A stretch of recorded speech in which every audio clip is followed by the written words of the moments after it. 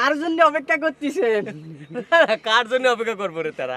মনে করছে সকালবেলা এই যে পুকুরের বাতাস খুবই ফাইন, তো সেই বাতাস খাওয়ার জন্য এসে বসে থাকলাম। তুই এখানে সকালবেলা কি করতে আসিস? একজনের দেখতে পাঠালো যে পুকুর ঘাটে কেউ অপেক্ষা করতেছে কিনা। যাই তিনারে গিয়ে বলি আপনি বসে আছেন কিন্তু কারোর জন্য অপেক্ষা করতেছেন না। এই শোন না, এই তারা শোন, এই কিডা পাঠাইছে তোরে? নাম গোপন রাখতে বলিছে, নাম বলতে পারবো না। আপনি যদি কারোর জন্য অপেক্ষা করে থাকেন লজ্জা না পেয়ে বলে ফেলেন, আমি তারে গিয়ে বলি। না মানে কি বলবো বল, ধরে নে যে আমি অপেক্ষা করছি। এই সকালবেলা আমি কোনো কিছু ধরে নিতে পারবো না, সত্যিটা কোন? তেরা তেরা, তোর বাপ তোর নাম তেরা রাখেছে ঠিকই করেছে, জম্মের তেরা তুই। যা তোর খালাক গিয়ে বল যে দোলনের জন্য আমি অপেক্ষা করছি, এইখানে অপেক্ষা করছি। যা ঝুলতি হবি না তোকে, যা। প্রথমে করলেই তো হতো। কি করছিস তুই আবার?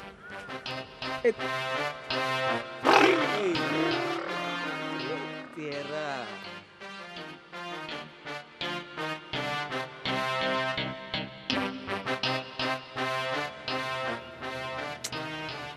দোলন তেরার সঙ্গে কি জন্য বিষয়টা জানাজানি করলো?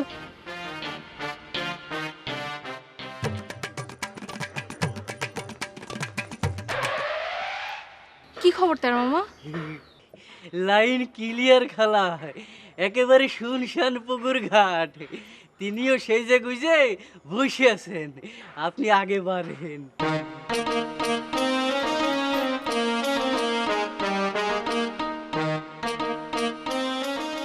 এই যে জ্ঞানী গরু, আজ তো আবার একটা নতুন উপসর্গ পালাম।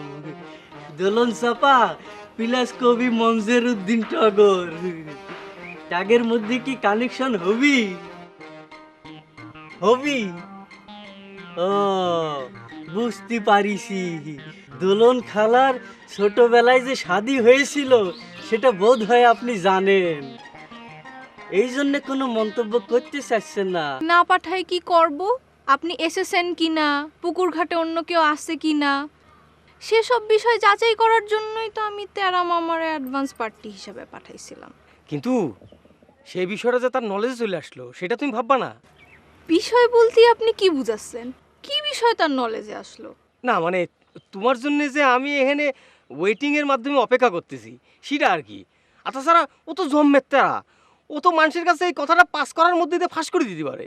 আপনি তো অপেক্ষা করছেন না, আপনারে আমি এখানে আসতে বলেছিলাম, আপনি এখানে এসেছেন, সেটার অপেক্ষা তো এক না। কিন্তু তেরা তো জানি গেল যে আমি তোমার জন্য অপেক্ষা করছি। সেটা তো আপনার ভুল। আপনি তারে ভেঙে বলতে গেলেন কি জন্যি যে আপনি আমার জন্য এখানে অপেক্ষা করছিলেন।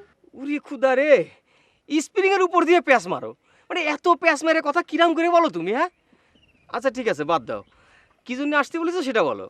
আমারে কল্পনা করে আপনি যে কবিতাটা লিখেছেন সেটা আগে শুনান। আচ্ছা ঠিক আছে শোনাচ্ছি, কিন্তু কবিতা শোনায় কিন্তু আমি চলে যাব। হ্যাঁ, যখন চারিদিকে শুধু জোনাকির আলো, আমি বসে ভাবি সে এই বুঝি এলো, এই বুঝি এলো সখা আমার ঘরে, পাশে বসে ভালোবেসে নেবে বাহু ডোরে। আপনি আমারে নিয়ে এই জিনিস কল্পনা করেন? আমি আপনার ঘরে যে আপনার পাশে বসে ভালোবেসে আপনারে বাহু ধরে টেনে নিব? হাই রে আল্লাহ রে! আরে এটা তো সিরিয়াসলি নেওয়ার কিছু নেই, এটা তো একটা কবিতা, মানে কবির কল্পনা। কিন্তু এই কবিতাটা তো আপনি আমারই কল্পনা করে লিখেছেন, তাই না? একটা মেয়ের বিনা পারমিশনে আপনি তারে নিয়ে এইসব জিনিস চিন্তা করেন? আপনার ঘরে যে আপনার পাশে বসে বাহু ধরে টেনে নিবে সে, এটা তো বিরাট বড় একটা আনলিগালিটি। আরে এ দুলন, আরে কবিতা নিয়ে আবার কোথায় চললে তুমি? এ কবিতাটা দিয়ে যাও। আরে আবার কোন বিপদের মধ্যে যেন পড়লাম। কি সুন্দর করে বললো ইংরেজিতে, আনলিগেলিটি। যেন আমার যে ইংরেজি বেশি জানে।